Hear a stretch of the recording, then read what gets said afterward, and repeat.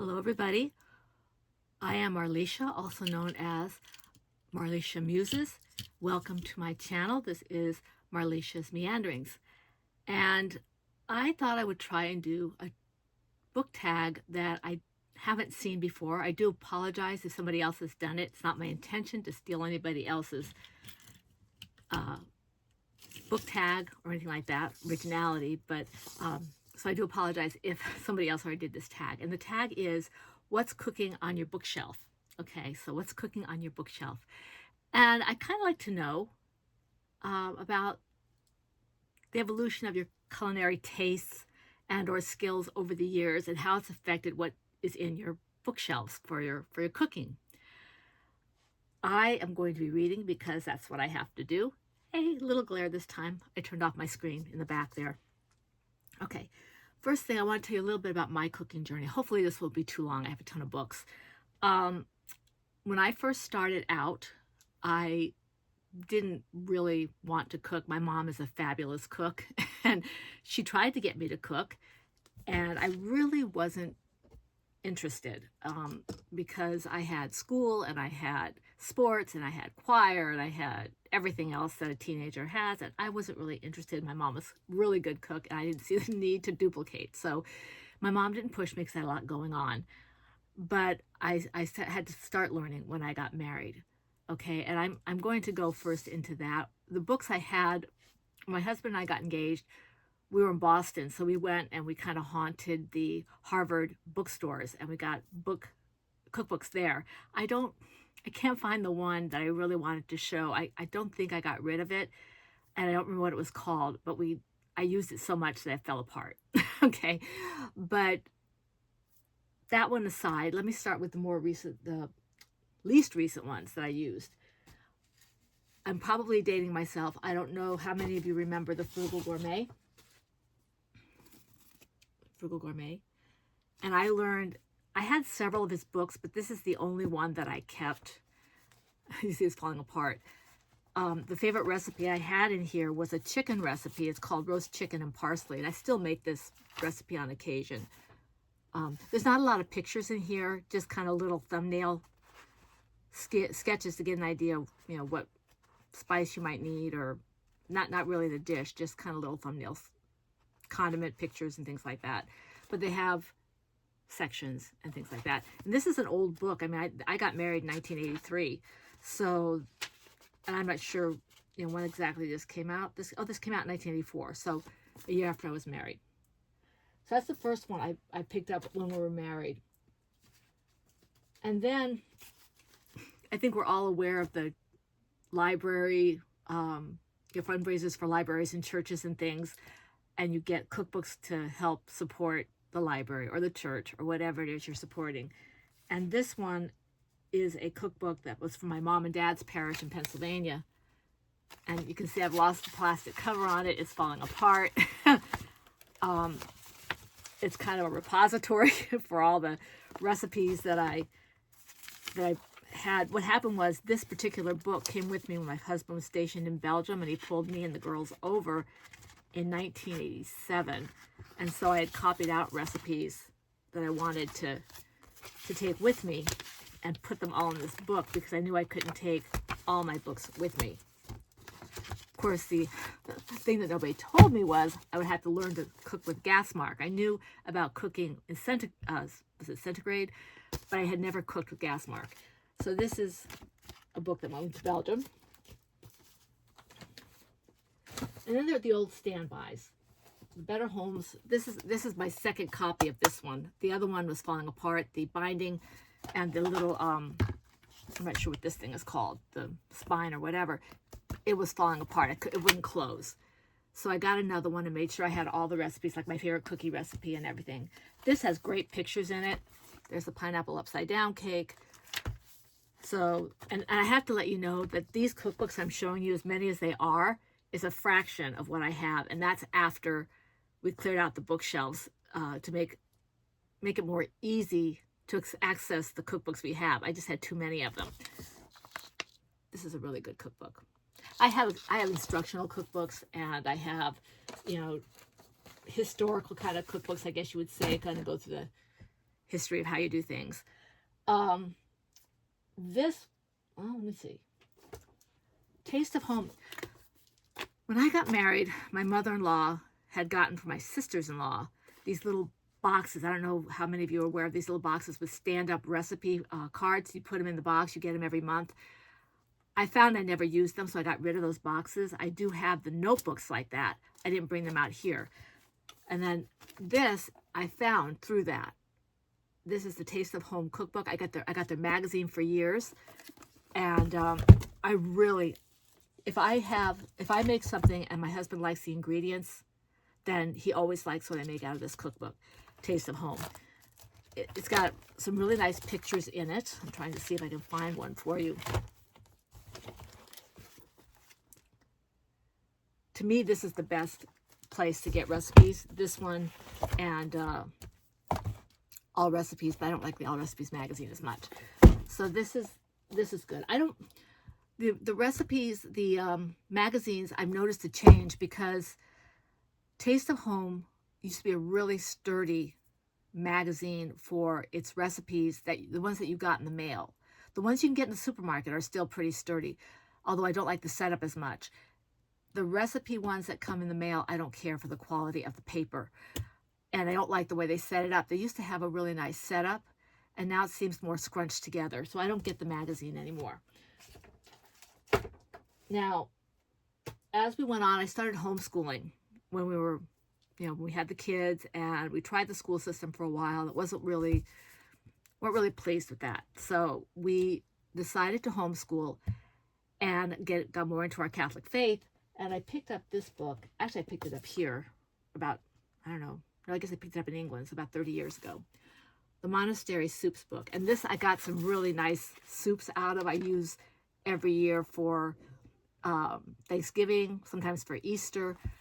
I have a brother-in-law who had some stomach issues, and we would have a lot of soups for him when he came because it was all he could eat at that time. But you can see, again, I don't treat my cookbooks particularly well.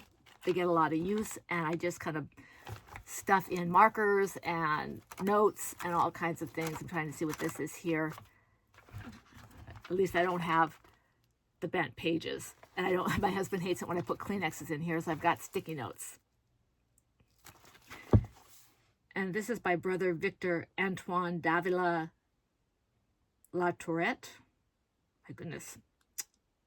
So that's that one.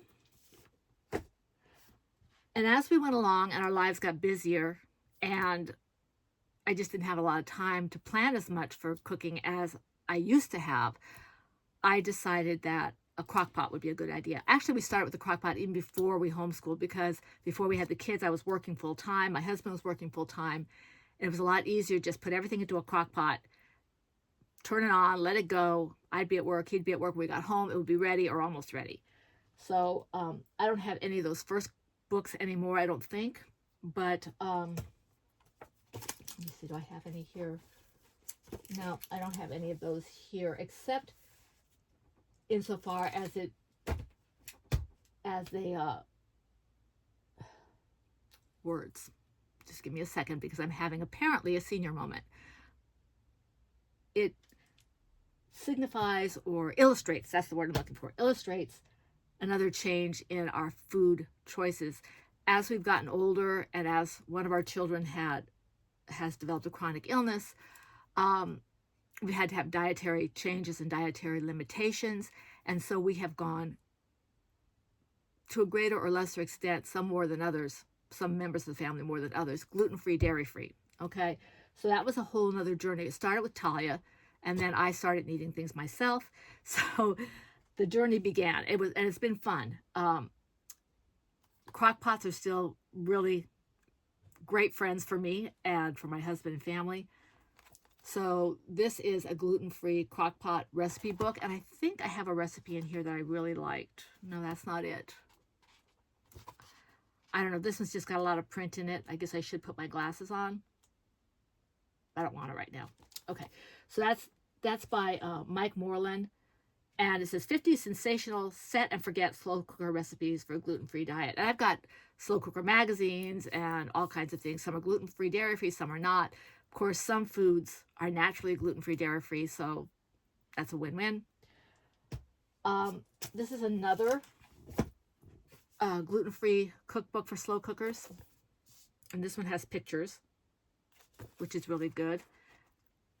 Oh, I thought it had pictures. Yes, here it is. It does have pictures.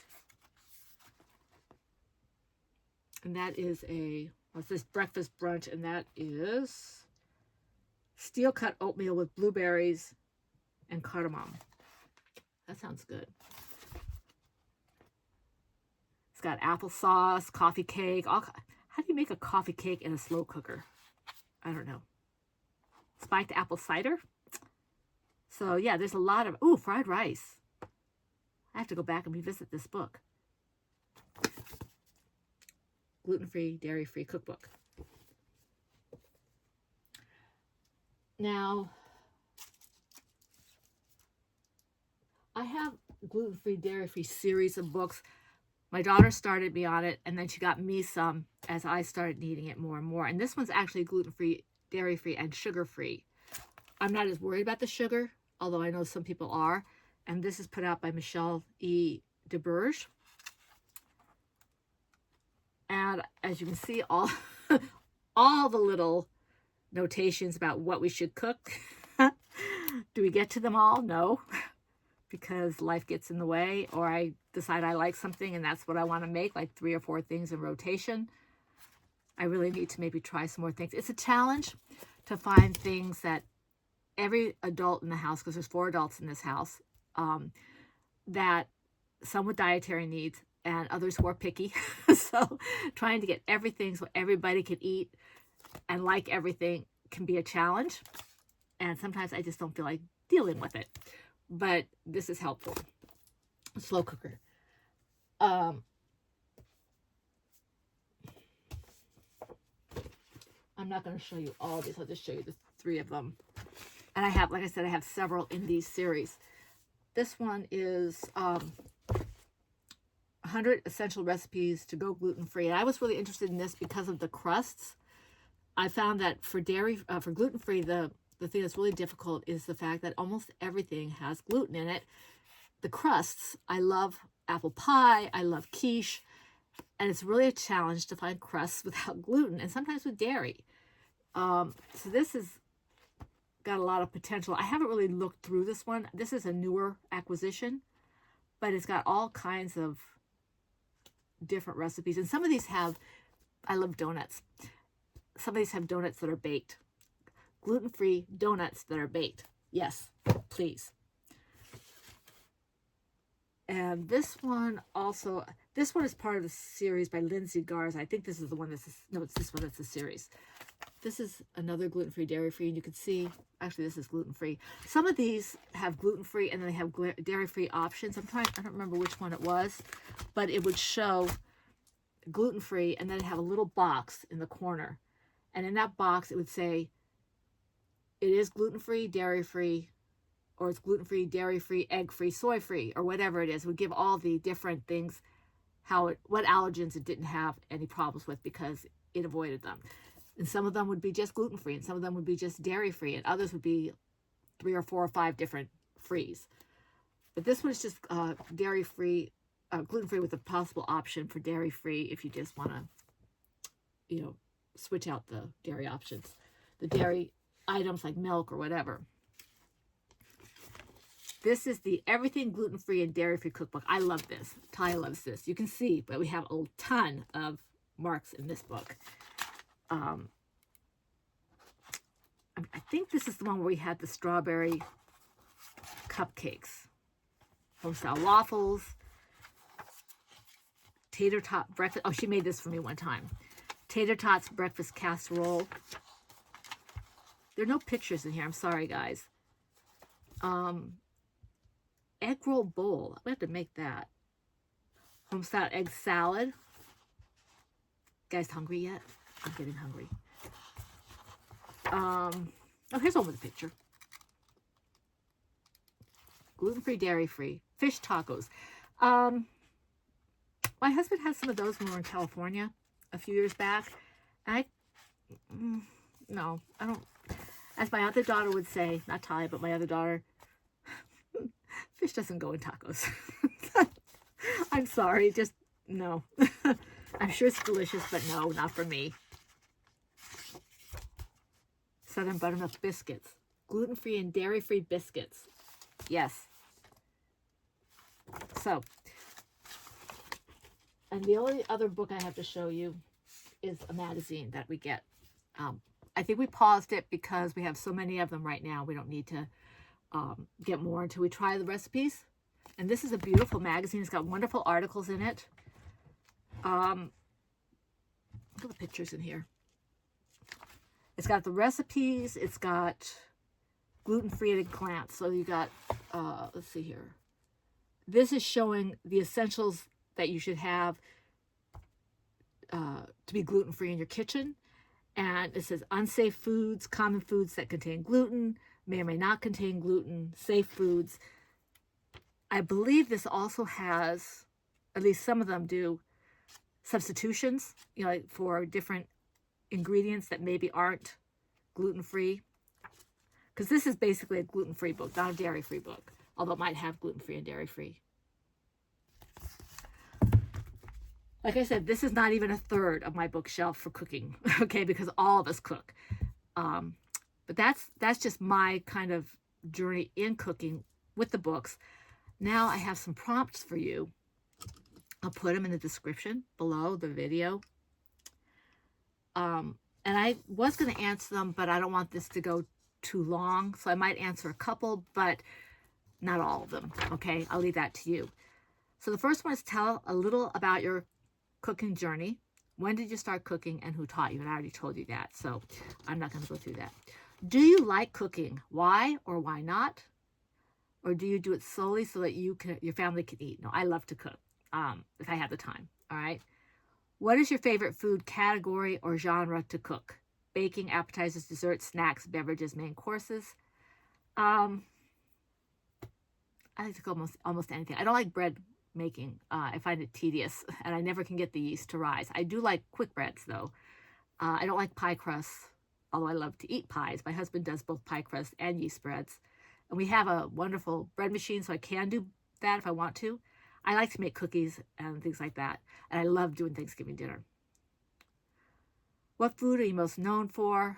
I'm not going to answer that one right now. If you want to know, tag me and I'll tell you. But in the interest of keeping this somewhat short, I'm not going to answer that. All right. Let's see. Do you have any books other than cookbooks in which food, cooking, eating, or recipes are featured to a greater or lesser degree? So I'm talking about things like, that have any kind of mention of eating a meal, preparing a meal, how they go about getting the ingredients for a meal. I mean, I have several books like that. And I had originally thought about like Agatha Christie's Poirot or even Hunger Games. I didn't think about that, but even Hunger Games, getting the food that way. Or then I thought about Brother Cadfael, which would be adjacent with his herbs and things like that. He uses mostly for healing, but still. Let's see. Oh, and Lord of the Rings. Who could forget Samwise Gamgee and his potatoes? Boil them, mash them, put them in a stew. Okay. Have you noticed a change in how food choices, food prep, cooking, obtaining food, and eating is portrayed in books from genre to genre, or even from decade to decade? So, and if you have noticed any changes, what kind of changes are there? I mean, I'm talking about, well, I'll let you figure it out. If you have any questions, you can ask me. I'd love to see what you think about that. It's a pretty wide open question in terms of how you interpret it. Do you think the changes in the above question have been reflected to any degree in real life? I would think in at least one way you see things like microwaves and air fryers and things like that. Or when you go to a McDonald's or Taco Bell and you place your order on a touchscreen, that's kind of sci-fi, futuristic, from books, I would think. What do you think? How has your cooking journey been reflected? This is number 8. How has your cooking journey been reflected in your bookshelves? And what I mean by that is, how did you start out collecting your recipes? Did you start out with handwritten notebooks, recipe files, cookbooks, etc.? And how has it progressed? Has it gone to, I don't know, internet copies? Do you have a bookshelf on your computer of your books, or your tablet? That kind of thing. How has it progressed? Do you like the changes? Okay. Let's see. I'm sorry, that was number 7. This is number 8. How has your cooking journey been reflected in your bookshelves? Okay, no, that was number 8. I'm sorry. Let me see here. I'm not doing this over again. You're getting this the way it is. Okay. Because, raw and unfiltered. Okay. How would you feel about cooking becoming, this is number 9. How would you feel about cooking becoming fully automated from recipe to table at the press of a button or a tap of a screen? And what I mean by that is you can do kind of like Deanna Troi on Star Trek, which just says, something really chocolatey, or Picard says Earl Grey hot. Or you can just say, okay, I want a recipe that's in this family with this kind of dessert and this kind of drink. And the computer picks the recipe, does the cooking, and all of a sudden it comes out finished. I would be interested in how you feel about something like that. As for myself, I wouldn't like it.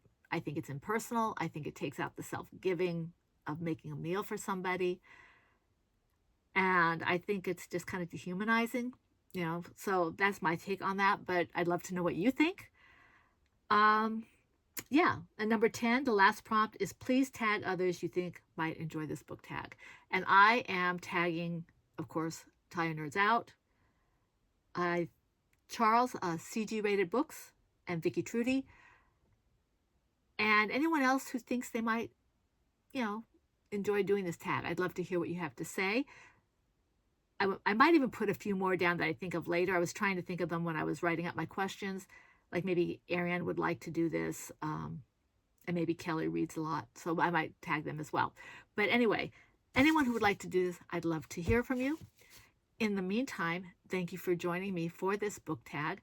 I wish you a very wonderful weekend and week, and I thank you for joining me in my meanderings. God bless, and have a great day.